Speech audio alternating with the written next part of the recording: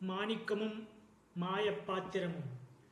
காட்டின் அடர்ந்த பகுதியில் விறகு வெட்டிக் கொண்டிருந்தான் மாணிக்கம். அன்றைய வெயில் தாழ முடியாமல் ஒரு பெரிய ஆலமரத்தின் அடியில் அமர்ந்தபோது மண்ணுக்குள் ஏதோ பளபளப்பதை பார்த்தான். கைகளால் மண்ணை தோண்டிய போது விசித்திரமான வேலைப்பாடுகள் கொண்ட ஒரு கரிய நிற உலோக பாத்திரம் கிடைத்தது. அதன் மேல் படிந்திருந்த மண்ணை துடைப்பதற்காக மாணிக்கம் தன் கைகளால் அந்த பாத்திரத்தை பலமாக தேய்த்தான். அடுத்த நொடி காடே அதிரும்படி ஒரு பயங்கரமான சத்தம் கேட்டது.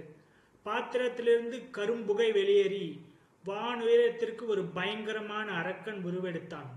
அவனது கண்கள் எரியும் நெருப்பு பிளம்பு போல இருந்தன. அந்த அரக்கன் கர்ஜனையுடன் பேசினான். என்னை விடுவித்தவனே, உனக்கு நான் 3 வரங்கள் தருவேன். ஆனால் ஒரு நிபந்தனை.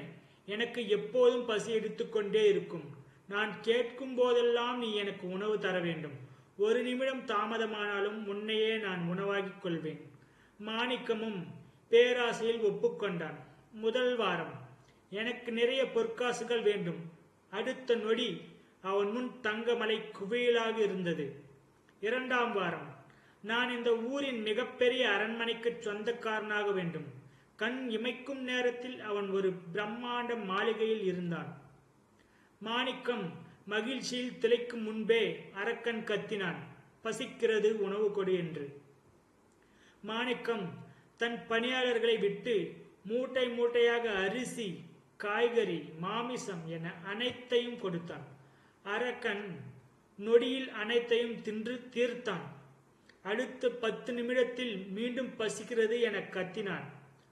ஊரில் இருந்த உணவுகள் அனைத்தையும் தீர்ந்து போயின. மாணிக்கத்தின் செல்வம் எல்லாம் உணவிற்கே செலுவானது. அவன் கேட்ட 3வது வரத்தை அனுபவிக்க கூட அவனுக்கு நேரமில்லை. 3ஆம் நாள் இரவு, மாணிக்கத்தின் வீட்டில் ஒரு பருக்கை சோறு கூட மிஞ்சவில்லை. ஊர் மக்களும் அரக்கனுக்கு பயந்து ஓடிவிட்டனர். பசியால் அரக்கனின் கண்கள் சிவந்தன. அவனது உருவம் இன்னும் பயங்கரமாக மாறியது.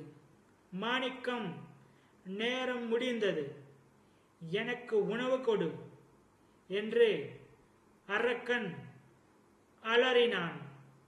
என்னிடம் எதுவும் இல்லை, என்னை விட்டுவிடு என்று மாணிக்கம் கதறினான்.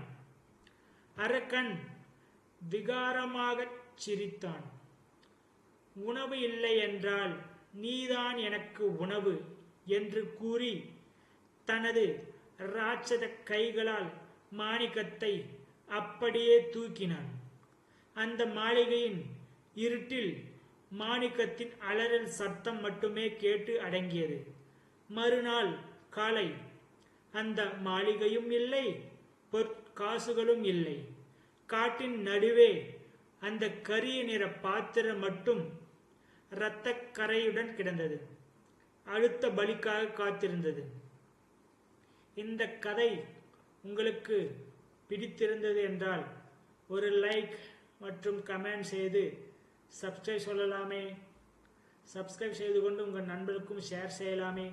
இது போன்ற கதைகள் உங்களுக்கு மீண்டும் கேட்க வேண்டும் என்றால் நம் சேனலை சப்ஸ்கிரைப் செய்வதை தவிர உங்களுக்கு வேறு வழி இல்லை. நன்றி, வணக்கம்.